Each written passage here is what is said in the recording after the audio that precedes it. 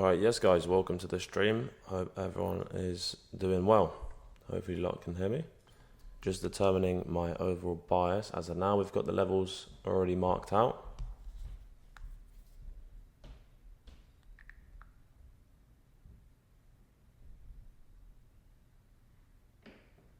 So we're coming towards the end of July. I wasn't able to trade last week, which was quite annoying.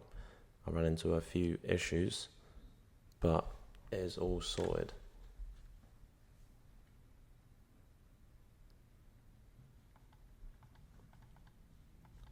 So the hourly I've got down as neutral because you can see that we are in an hourly bearish gap and also an hourly new week opening gap. So I'm going to take that to be neutral. Now let's look at the 15-minute. Someone said, are you in a sell? Of course not. I would not be in a sell. Still, I think my mental capabilities wouldn't be able to stay that long. So on the 15-minute, you can see that we're going to assume the 15-minute bearish gap is getting respected.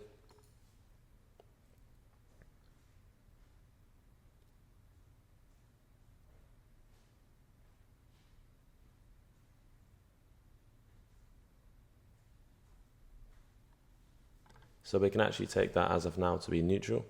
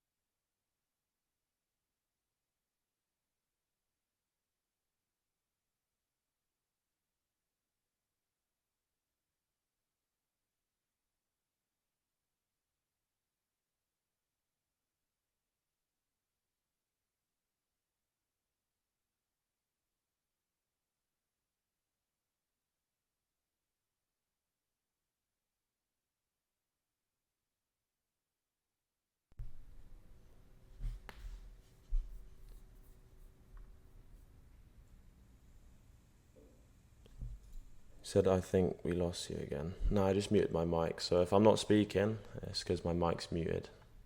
There's no technical difficulties. It's not a problem. It's all good. Got the best Wi-Fi in the game at the moment. And the best setup in the game right now. I've got all of my accounts loaded up, ready for the week ahead. There's no red folder news today, so I'm not really expecting too much. I've already marked out the key levels. I want to see a sweeper sell side along with a bullish bias to look for longs to target minor buy side or the set of London highs that we have there. As of now, we do have a very obvious and clear SMT.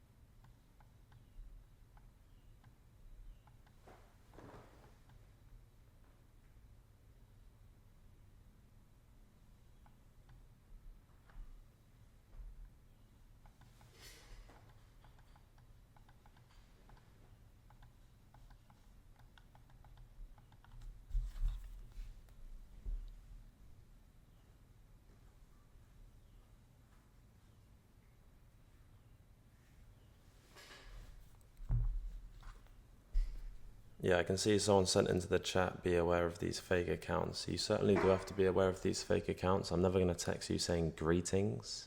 That's gay. I wouldn't say, or even text you first. I don't have the time of day to do that. And just be careful of people trying to replicate or try to assume or say that they're basically myself, because I'm not going to text you first.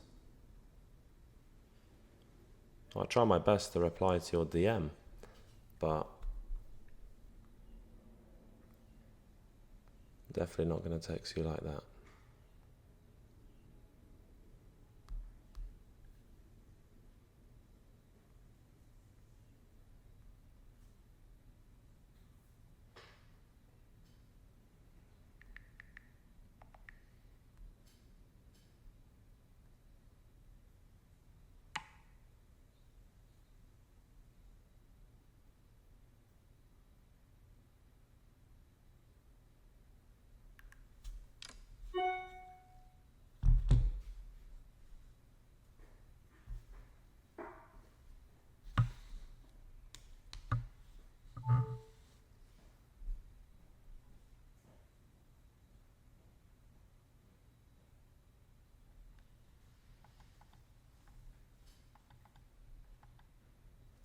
The price action today is not looking too clean.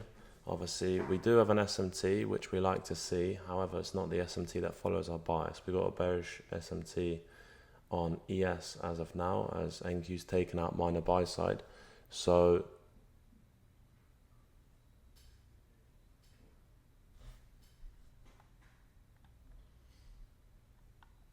both NQ and ES is very uncorrelated as of now.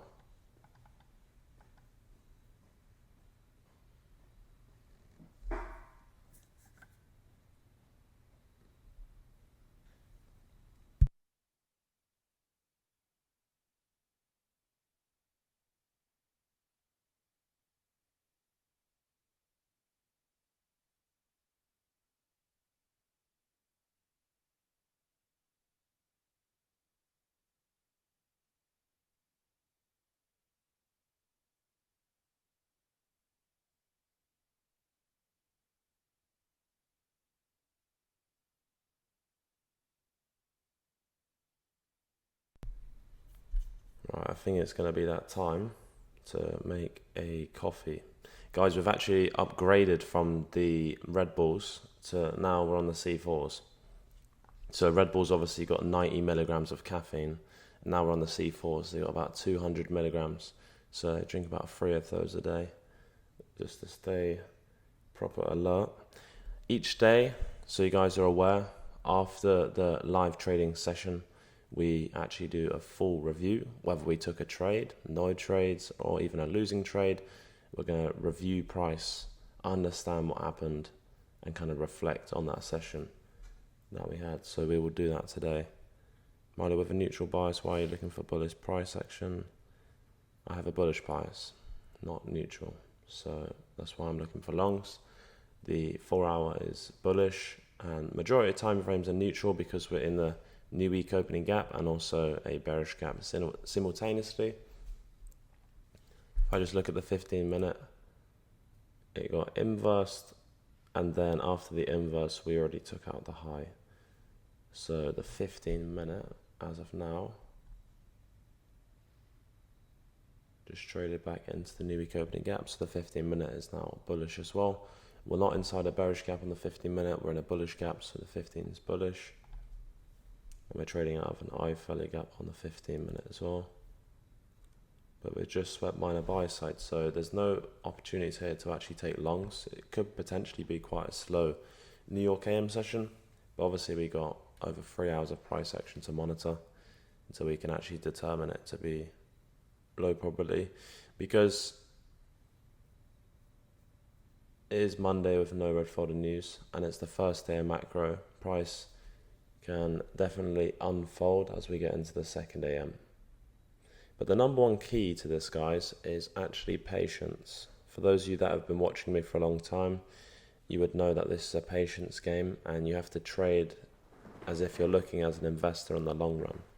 You can't be looking at your day-to-day output and how much you're making. That will come over time. That's how you build your capital up, and you want to see those almost close to 6-figure days or high 5-figure days. Then that comes with months after month of taking the right trades, not forcing anything, having patience, and then after say 5-6 months and you're fully scaled up your accounts, then you're going to reflect back and say, oh, I used to make $500 a day on one $50K account, and now you're upwards of making about $30,000 a trade. And we only aim for actually one winning trade a week. So some weeks, it's going to vary. You might close out the week 4 or 5 trades in the profit, so you could be up 120K. But overall, you're going to average around one winning trade a week over the whole course of the year. What happened, bro? They took your car? Can you guys hear me before I explain this story?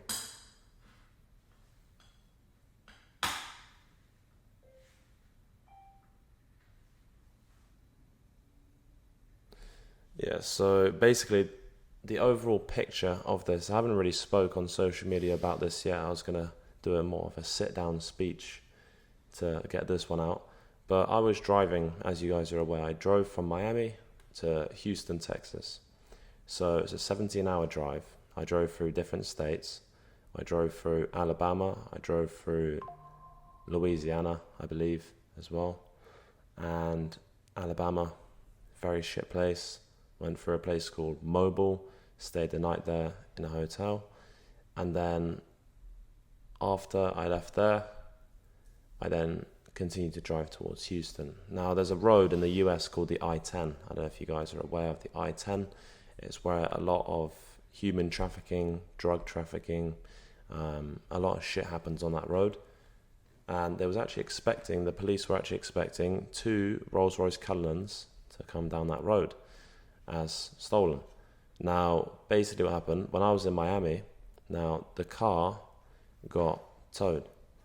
So they towed the car, and when they towed the car, I went to the place to collect the car. I wanted to pay them. I owed them like $300 or whatever. No one was actually there to collect the payment, and I called up the number as well. I could see my car was there, the gate was open. I was calling the number, no one was picking up, and what I assumed, because it's the US, they got some sort of technology, is that they would call me up and say, you owe us like $300, make the payment. That's what I assumed. I was like, I've got a 17-hour drive, they're going to call me within that period and ask for the payment. So basically what happened is that I got in my car and drove off, and I was assuming that they would call me and ask for the $300 payment, right? Which they didn't. So they contacted the police that the car had an unauthorized release and put a hold on my plate. Now, how did I get the key? They towed my car, so I still had the key, right? So I drove off. Now, I asked ChatGPT, and ChatGPT then said, if you leave the state, then the hold on the plate doesn't show up on the police scanner. So I'm on the I-10, obviously out of state. I'm not in Florida anymore. And the police then scanned my plate, and it came up as a hold, and it actually came up as a stolen vehicle, which is my car. And obviously they told me to pull over. I pulled over, and about 13 police cars, honestly, about 7 to 13 police cars all around the car. And it was a crazy experience. And then they're using their microphone to tell me to obviously get out of the car or whatnot. And I see there's a laser on my head. So there's one laser on my head. There's 2 pistols in front of me, 2 pistols to the left, 2 AK-47s to the left, and then one with a laser. And then behind there was 2 pistols, and then to my right there was 2 pistols as well on my fronts. So it's probably about 13 guns, however. And then obviously I'm trying to hop out of the car. They're like, get out of the vehicle. So I don't want to reach to take off my seatbelt. So I'm trying to show them, I'm like, look, I've got a seatbelt on, obviously I asked them if I could take it off. They said, yeah, take it off, but move slowly. If I reached too fast, they would have just shot me. So obviously they then took me from there and they took me to jail in a place called Beaumont County or some shit. So I was there for 3 days, and then after that got actually released. But that was the situation. And then even once I was done with that and all the charges got dropped anyway, they said it was a false accusation. The tow car company that I previously owed, they already been paid, you know. They overcharged me. They charged me like 1.2k. I was like, you want it crypto, whatever, done, you know. So that was that. I mean, that's just Texas for you, to be honest. After I got out, all of my laptops, my cameras, watches, suitcases, everything I use to actually take a trade or do anything, right, is in the car. And the car's in the impound, and I could not get the car until they released the hold of the plate. So that took another 2-3 days. So I'm basically last week could not trade the whole week. Got my laptop back on Saturday, and then from Saturday towards today, obviously I've been setting everything up, sorting everything out. Crazy stuff.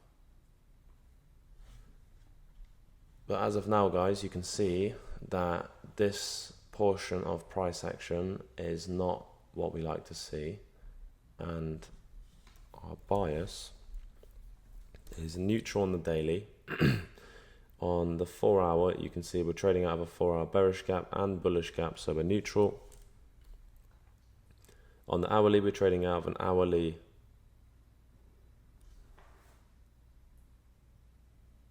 gap, and then we've traded up into the upper unfilled hourly bearish gap, so we're bearish until we meet the, let me zoom in a little bit more. Yeah, we've just tapped into it. So the hourly is neutral as of now. So we're neutral on all time frames apart from the 15-minute, which is going to be bullish. The 5-minute got inversed, and then we took out that high. We're not in a 5-minute bullish gap, but we're in the 5-minute new week opening gap. So the overall bias still remains to be bullish, and I'm not going to be taking this displacement lower. Even though we got a bearish breaker paired with the gap as of now, whether that's going to form as a gap or not, that's not going to be a valid trade to take. Even if you look at ES, you can see there's no displacement, no valid gap. Don't take dumb trades. There is no reason for you to take anything as of now, because you have to think as well. When we approach price, we base our entries off a checklist, right? Now you need to make sure all of your entries are following that checklist, not taking dumb trades like this, which is extremely low probability. It's actually likely to get stopped out, right? Because if you're not trading the model, then you're not actually trading. The other word for that is gambling. So as of now, there's no trades for us to take, and you can see that we're nearing the end of the first day of macros, so we're gonna have to wait for the second AM. It's not possible to see a trade in this first AM as of now. If you guys are enjoying the live streams, back up. By the way, we are going to be live streaming every single day, every single week, without a slippage, honestly. Unless they send me back to jail, they can't stop me from trading. So I'm going to go make a coffee and have a C4, and I'll be back for the second day of macro. I'll speak to you guys shortly.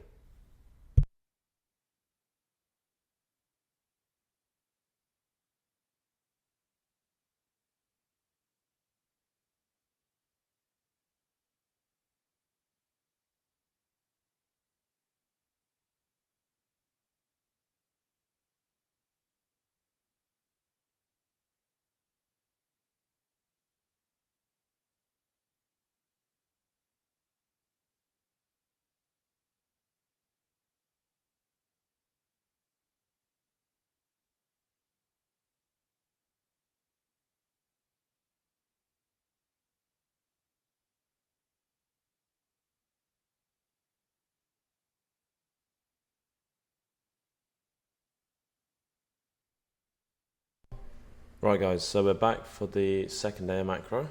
Obviously it's about to start. What does this, let me just mark on the chart.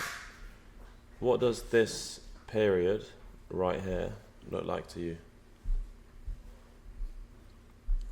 It's very obvious. It's part of the power of 3. Exactly. So we have a period of accumulation, which we can see there on both NQ and ES. Obviously, when you have a period of accumulation, you don't want to be trading between it. You want to be trading outside of accumulation once manipulation has occurred, and you want that to pair with your bias. So accumulation, now considering our bias is bullish, I'll have to double check. We want to see a sweep of the outside points of liquidity, so it'd be this low and this high.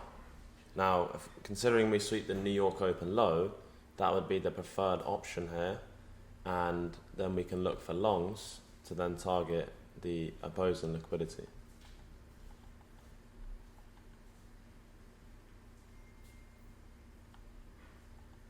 Alright, y'all, that's it for the inside. I'm good. Thank you, Rob. Y'all have any problems, just let the owner know, and she'll send me back out. And y'all good? Go y'all talk about. Alright, appreciate it, bro. Thank you.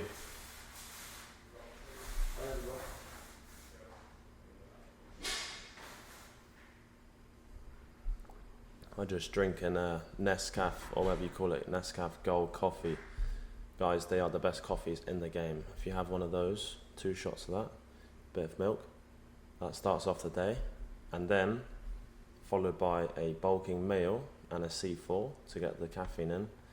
Because guys, if you're not drinking caffeine, you're not trading right, you're not thinking right. It's essential. Accumulation, there's not much we can do. We're not going to try force any trades here. Whether you're looking for shorts, there's no sweep of buy side that I can see here. It's just accumulation. There's also no displacement. There's not a single trade that you could look even to take here. Even if you had a bias of either way, you still couldn't form a opportunity to take. So 4 hour. The 4 hour is neutral. We're trading out of a bearish gap and a new week opening gap as well. On the hourly, you can see that we're trading out of an hourly bearish Favelli gap and an hourly bullish gap, so that's neutral. The 15-minute, we're trading out of a 15-minute bullish gap and trading out of this gap. So price trades down into it, then the draw is going to be the next high. So minor buy side, which I just shown you guys to be the out part of that accumulation, so the high and the low. We either manipulate above the high or below the low.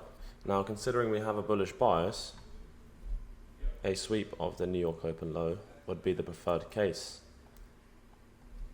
Okay, so the 15-minute, we're not in a bearish gap, we're in a bullish gap, so bias is bullish. 5-minute. On the 5-minute, we're not in a bearish gap right now. We're in a bullish gap, so the 5 and 15 is bullish. That's the only time frames we can actually take to run our bias off. Then looking at the 5-minute, it's going to be this low to be minor sell side that we can look to get taken out. And one thing I'm going to start doing as well is asking you guys, if you take a trade, because I know some of you guys take your own trades, right? If you take a trade, write it inside of the chat. Not when you're taking it, we don't want your signals, but after the trade, whether you hit TP or you get stopped, feel free to share other ideas or trades that you have taken, because then I can actually look at the trade you took and actually recap that, because potentially the trade that you took, other people might have taken the same trade as well, whether it was a valid trade or not. That's why it's good to share.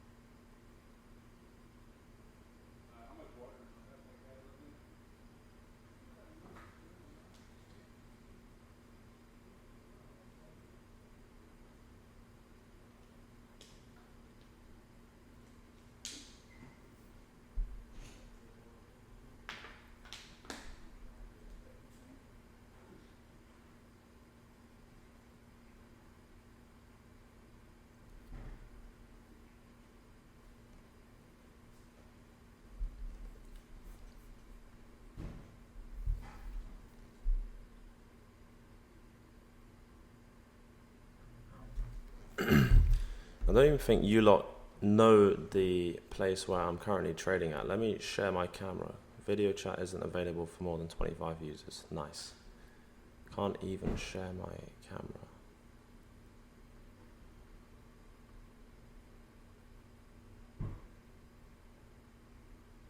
It's because I need to upgrade this server. I need to change it into the one that we had previously so we could run up to 300 people.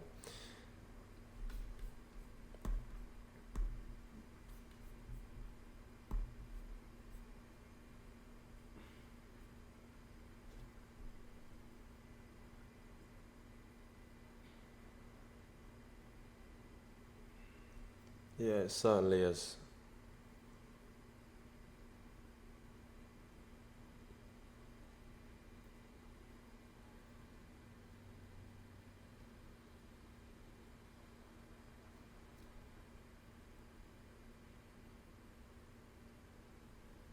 So any trades taken in between this accumulation period is simply a gamble. So I know exactly how you guys think.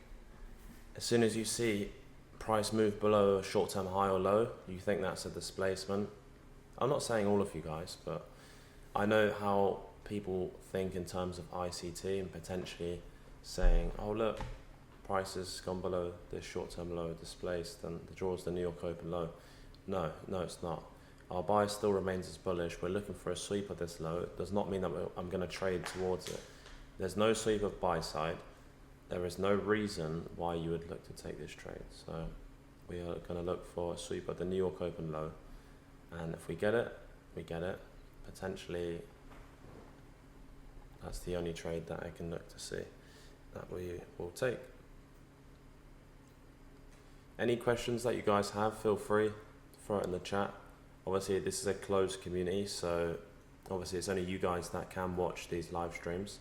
Not as many people tune into it because I've been very inconsistent with the streams, so it is fair enough that some people have gone and done their own thing. But many of you guys have actually stuck with us to be tuning into the live streams each day.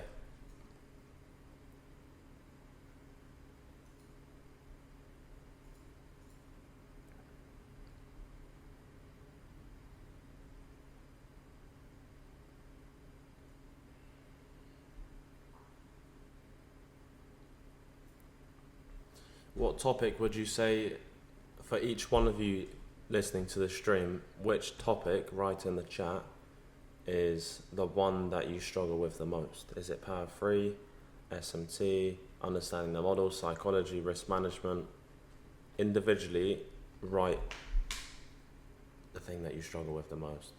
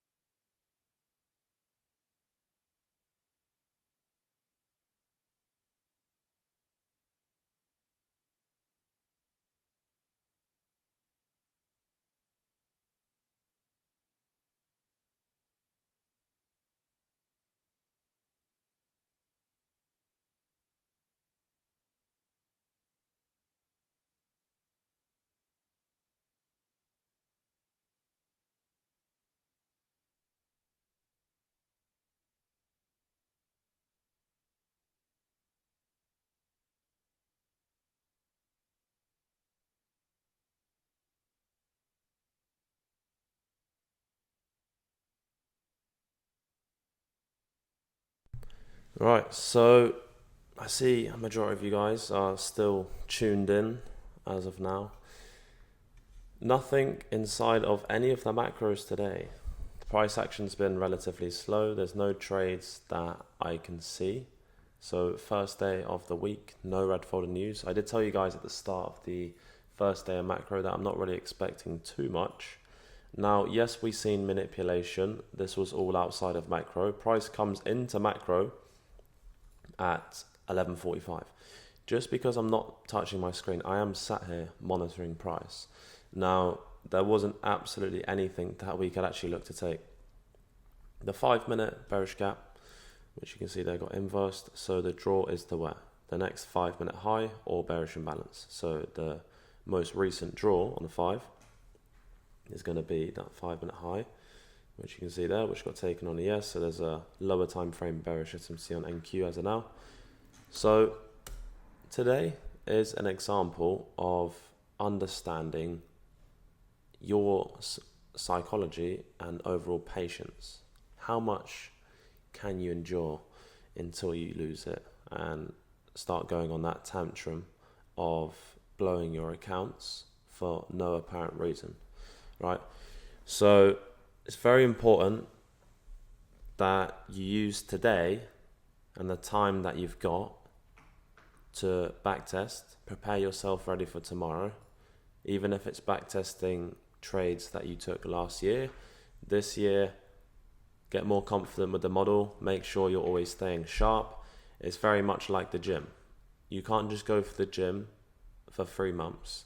You're going to start looking good and then you take a week off or 2 weeks, 3 weeks off. And then you just come back to the gym and think that you're going to look the same. Of course not. It's the same as muscle memory. You need to stay sharp. You need to stay vigilant when you're monitoring price. So it's very important that you backtest, even if you take no trades that week. Understand on Monday, Tuesday, Wednesday, why did I not take any trades that week? Okay, it's because of this. And if you approach price backtesting with the same thought process of what you did live, then cool. That means you did everything correctly.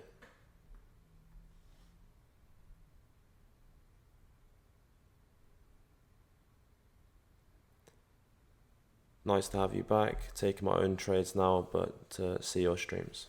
Yeah, absolutely. I would assume that you are taking your own trades because obviously I have been a bit inconsistent with the streams. So many of you have now learnt and become independent with yourselves, which is very good to see. That was the overall goal previously. And I am going to be streaming every single day, so feel free to just run this in the background. I know a lot of you run a separated tab of just the live stream on Discord, because I know for some of you guys it actually gives you that kind of confidence that if you was to take a trade, you're looking to see, okay, why is he not taking it, or why is he taking this trade, and it starts to give you more of the bigger picture on things.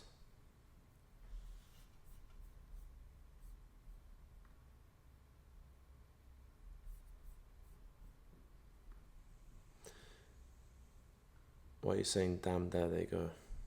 What are you talking about? Milo, do you still only take the same trade setup, or do you use a few models for entry? No, so I'm not bouncing from model to model. I trade off a checklist based off 8 points. Now, the model that I trade is that I have my bias, then I look for a sweep of liquidity following that bias. So if it's bullish, obviously sell side, and bearish, going to be buy side. Now, with that, I want to see a shift in market structure, a fair value gap paired with either a mitigation or a breaker block. And in other words, that's going to be the unicorn model. I want to see a draw into the opposing liquidity, say New York open low or high, London, Asia, data highs, etc. Now, are we trading into an opposing 5 or 15 minute imbalance for the trade that I'm looking to take?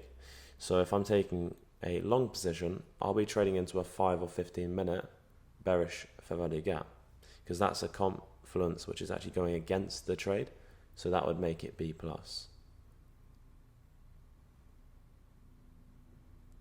what happens if your bias is flipped? How do you flip your strategy?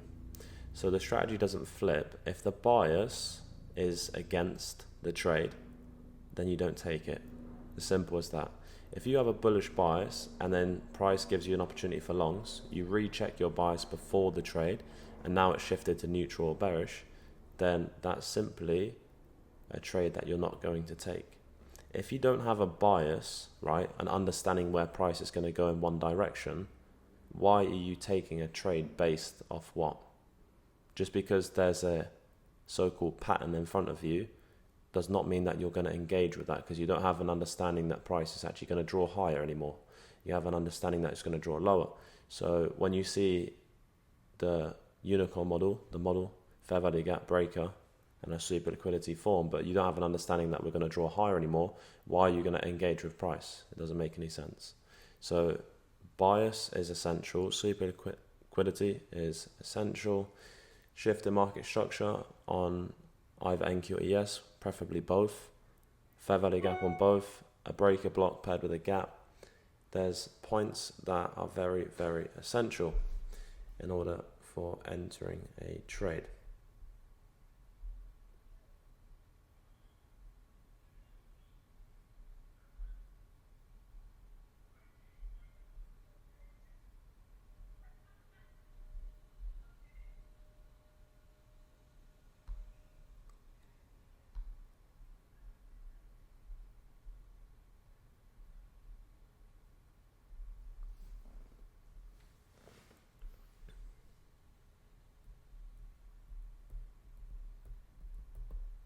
You don't enter without the breaker block gap pairing.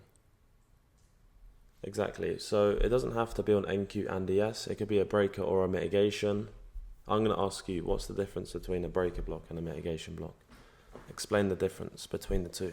If anyone in the chat wants to give the time of day to explain to those that don't know what the difference is between a breaker and a mitigation, it's relatively the exact same thing. There's obviously only one difference between the two.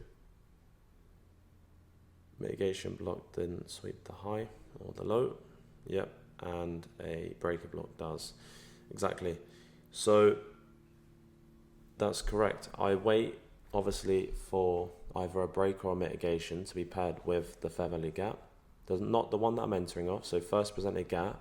We don't need a break or mitigation paired with it. As long as a break or mitigation is paired with a gap with the trade on either NQ or ES, then that's perfectly fine. Then that's another point on the checklist ticked off.